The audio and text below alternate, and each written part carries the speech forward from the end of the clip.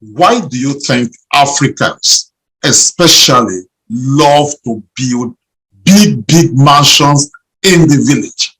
In the village. Okay, so in this video, we are going to be discussing my opinion. Okay, this is just my opinion. This is one of the controversial videos that I will put out there, but I think it's high time we started educating ourselves on the importance of this. Okay, why is it that Africans love to build big, expensive mansions in the village? Where they are not living at all. Some of these people live maybe in the city. Some of these people live actually abroad. So why do they like to build mansions in the village? And what is my opinion about this? And what can you do differently if you happen to have the kind of money that can build this kind of mansions? That is what we are going to be considering. That is what we are going to be looking into in this video. Hello, my name is Emmanuel Adibula, aka the Forex Apostle.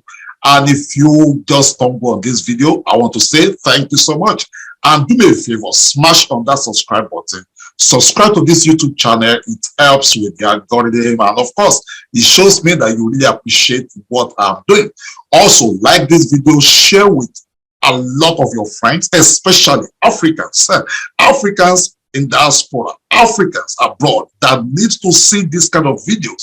Okay, building this kind of mansions in the village while they are struggling and laboring abroad or in the city.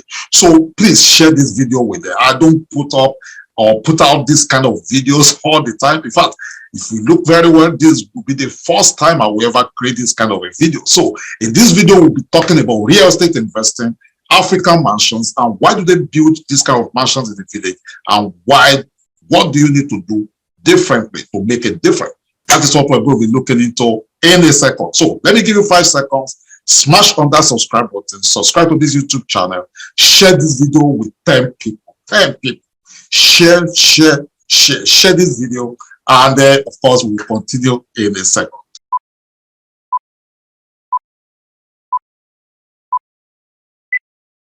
All right. So welcome back.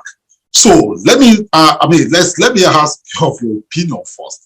Why do you think most Africans love to build this kind of mansions in the village? I remember growing up, in our village. By the way, I'm from Nigeria, okay? If you don't know, I'm from Ekiti State. And I remember very well growing up, there are these big abandoned projects in our village then. And I would be wondering, even as a child, I would be wondering that why would people put up this kind of uncompleted building and they just bury it out there? And now growing up, I know what I know. I still discover that the mentality has not really changed. Many people still do the same thing. So why do we do this? And what are my opinions? I mean, remember, this is just my opinion. I might be wrong, and that is why I expect you to, leave a comment below this video. What do you think? Or why do you think people do what they do, especially talking about building mansions in the village? So number one, I believe seriously that the civil unrest or civil war actually caused that. When there was a civil war and the people, went out to be forced to go back to village and there was nowhere to live. And growing up, they just discovered that, what, I think I better do something different. And they begin to, build. That is one. Then number two, I think it's a sense of arrival. Let me show people that I have arrived. Let me show them that I have arrived. And if I didn't have this kind of a building, they won't know that I've gotten money, that is number two. And I think number three is competition, competition, because Chief so has built a mansion, because my friend has completed his own house and I must do the same thing. And I think that those basic three are the reasons why most people, build mansions in the village. And number four is lack of financial intelligence. Lack of financial intelligence. lack of investing mentality. Because if you look at it very well, you know, you put up all these kind of buildings in the village where you are not even living.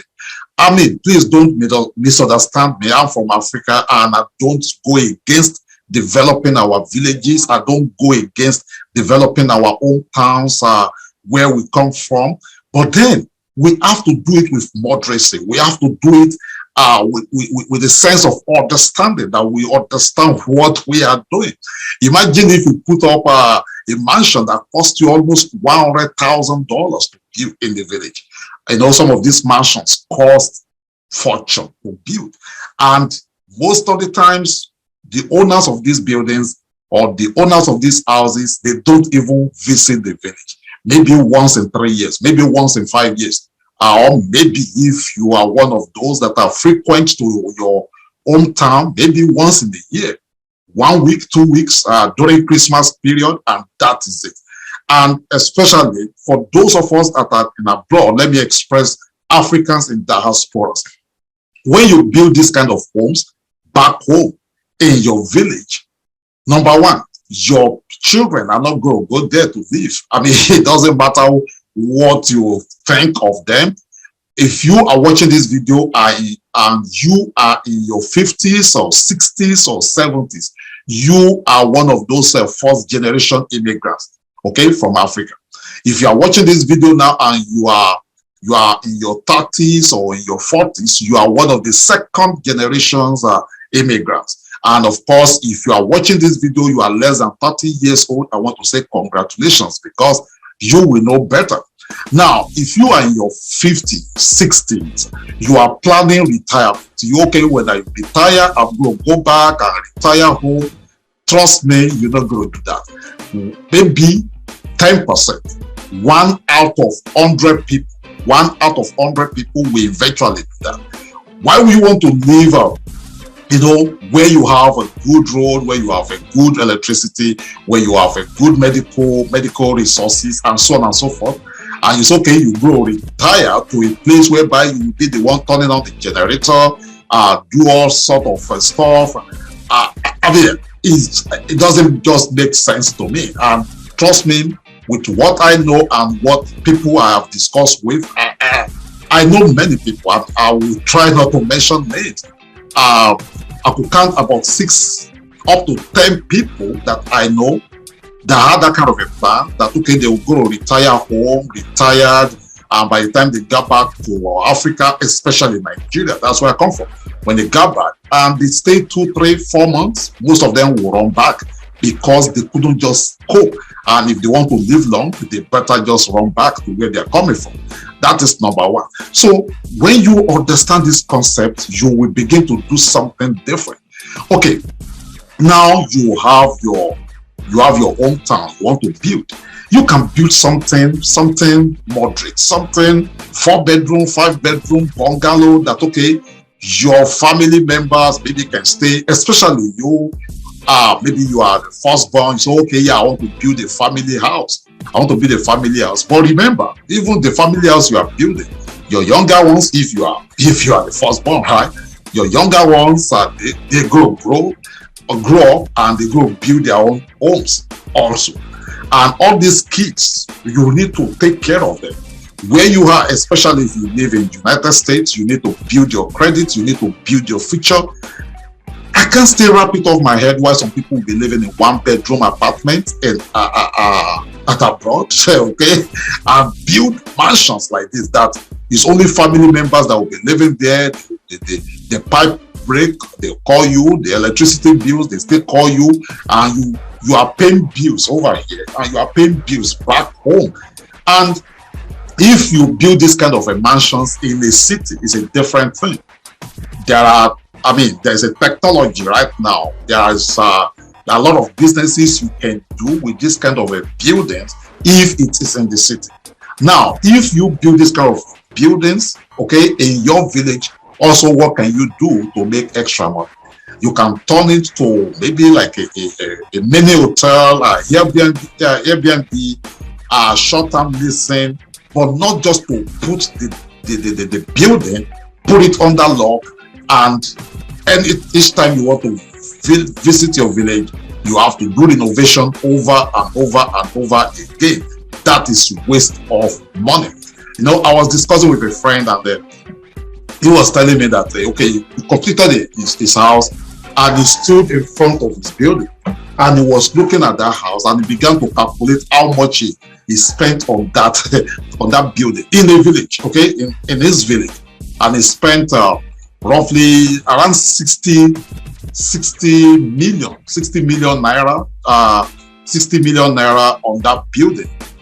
Forgive me if you're not from Nigeria, so you can convert that, just divide that by maybe 500, 550. And he said, he started telling himself that, so what have I done? What have I done?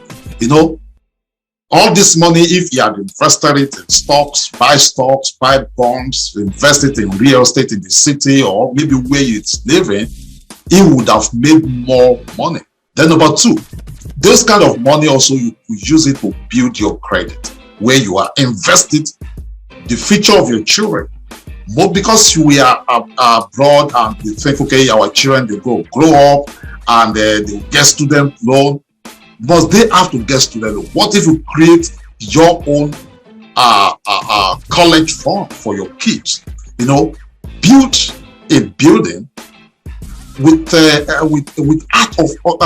mind of understanding, that you understand what you're doing. You can build 3-bedroom, you can build 5-bedroom, bungalow, and that is okay. You know, you have many reasons that you have to visit village. And by the way, this time around, things have changed. Even if you have to travel, you can stay in the hotel, you can stay in the Airbnb, and so on and so forth. I believe that this video is making sense to somebody. If it does, please do me a favor. Just smash on that subscribe button, subscribe to this YouTube channel, and like this video, share this video, and feel free to criticize me. I mean, post your critic. Say, no, come on, Forex Apostle, I don't think you understand what you are saying. I mean, what is your opinion? I would love to know. And I promise you, I'm going to read every comment, and I will respond to every comment. But I think it's high time we began to do something different. You want to build something moderate, compact, and if you have that more kind of money, you can build in the city where your homes, where your building will have value, where you can use it for different purposes like short-term leasing, Airbnb, and so on and so forth. And if it is a must that you must build in the village, of course, we all plan to develop and build our own town, build something moderate. Don't think that people are watching. Stop competing with others. Compete with yourself. You know, when you are in your 20s, you are wondering, you are so concerned about your beauty. You know, how handsome, how beautiful I am. When you are in your 30s, you are so concerned about, okay, how strong you are. When you are in your 40s, you are concerned about how, you know, how intelligent, how rich possibly you are. Have I arrived? You know, they say a fool at 40 is a fool forever. It's not true. These days, some people have not achieved anything at their 40s, and they start by 50s, they start by 60s, and they still make it in life. You know, when you are in your 50s, you start wondering about, you know, how have I arrived? You know, you begin to think, okay, have I arrived? In your 60s, you just discover that nobody really cared about those things you cared about. Okay? There are regrets of old age. One of them is a regret of what I ought to have done that I didn't do. I hope this video makes some kind of sense to you. Okay? Let's begin to evangelize. Let's begin to preach this to ourselves. You know, I saw a family 2 weeks ago, you know, compact and put themselves in 1-bedroom apartment. And I know that this family, I know their house back home in the village, and it doesn't just make sense to me. Okay, anyway, if you live in a DFW, Dallas Metroplex, okay, I want to especially invite you to a training. It's going to be a training, it's going to be a teaching, it's going to be a workshop, it's going to be an expo, okay, of talk about biblical teaching of multiple streams of income. I'll be exposing 22 businesses, both online and offline, that you can start right now and make a fortune in 2022. You don't want to miss it. Okay, the flyer should be somewhere on this video. Make sure that you find your way there. And if you are not in DFW, you should be able to connect also online. just go to www.rccgag.org. You should be able to connect. Okay. Thank you so much. And do me a favor once again, smash this video, subscribe, like it, and share this video with at least 10 people that you know will benefit from it. Thank you so much. I'll see you in the next video.